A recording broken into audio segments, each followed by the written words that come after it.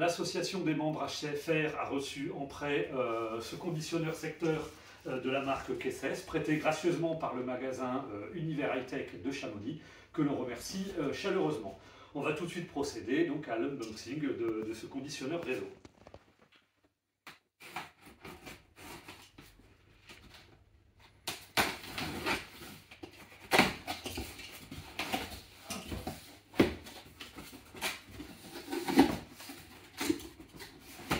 Donc on voit qu'il y a un sur carton avec un deuxième carton à l'intérieur. Si tu peux t'approcher, s'il te plaît, cadreur. Donc à l'intérieur, le câble électrique. Ça a l'air d'être un format USB un peu particulier quand même. Hop.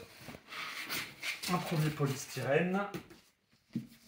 Un mode d'emploi.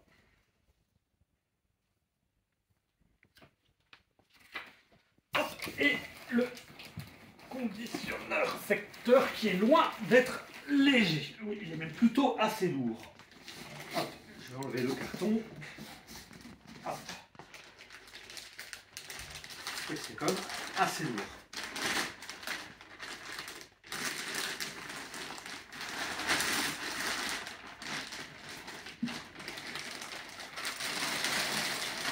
Hop. Et voilà. Oui, donc c'est assez lourd. Donc, en termes de finition, on est vraiment sur quelque chose de très qualitatif. Comme on peut le voir, on a une plaque en métal sur le dessus avec un emboutissage pour la marque Kesses.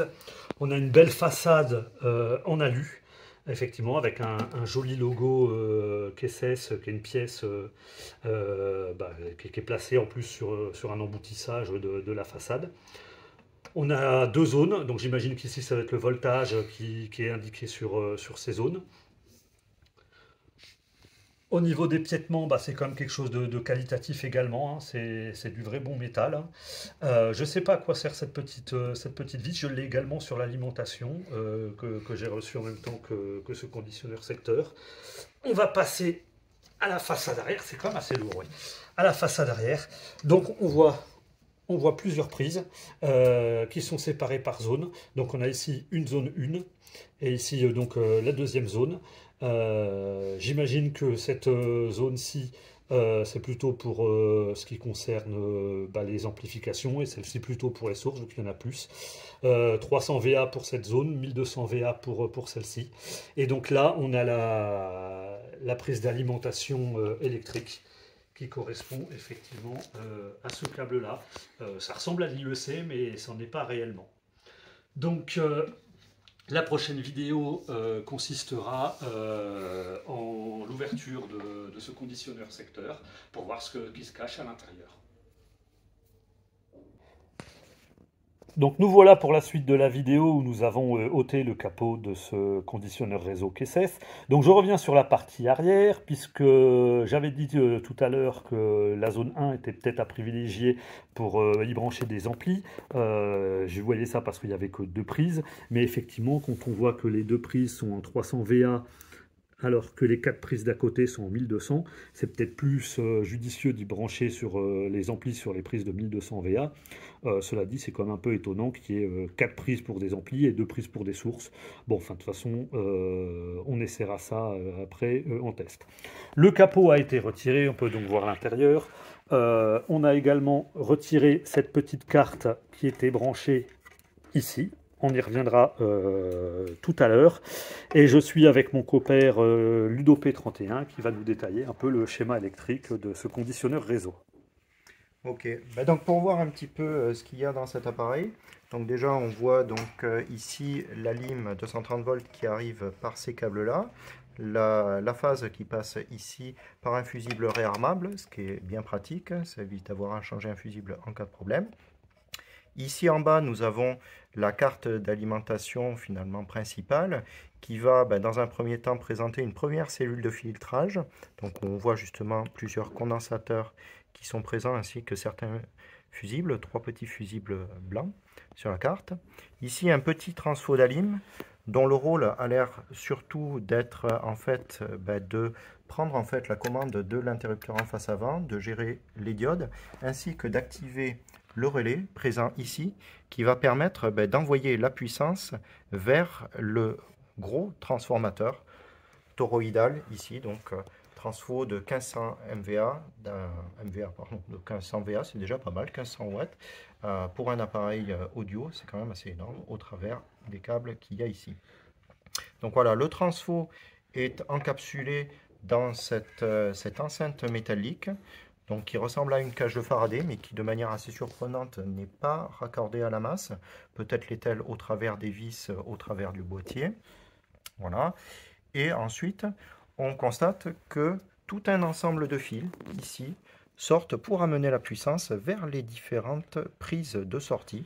Donc que ce soit de la zone 1 en 300 MVA, qui doit correspondre à un enroulement de sortie, et ensuite en 1200 voltampères qui correspond à la zone 2.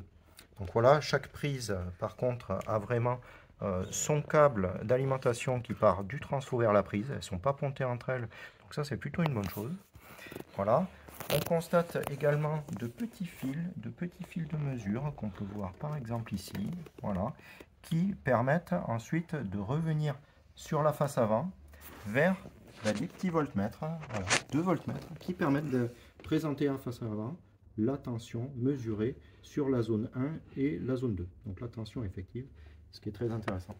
Et ensuite, donc élément particulièrement remarquable dans ce produit, c'est un PCB, donc comme vous l'a dit Fafa, qui était monté au-dessus de la carte de la ligne principale, qui est en fait un générateur de résonance de Schumann.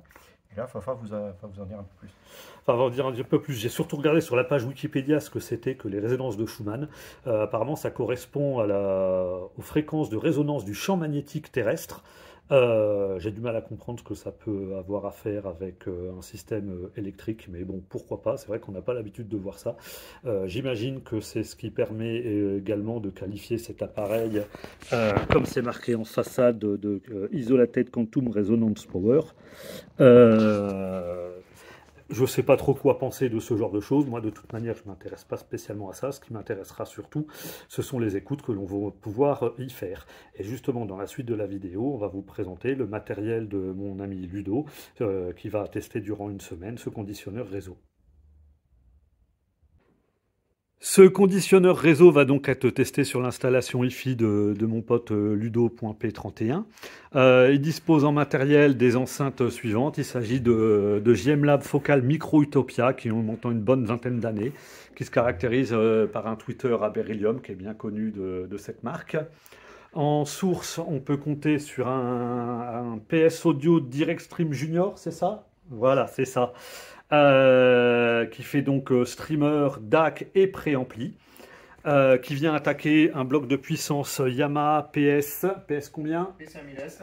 P5000S, et qui vient donc forcément après attaquer ces petites micro Utopia, mais qui fonctionnent vraiment très très bien.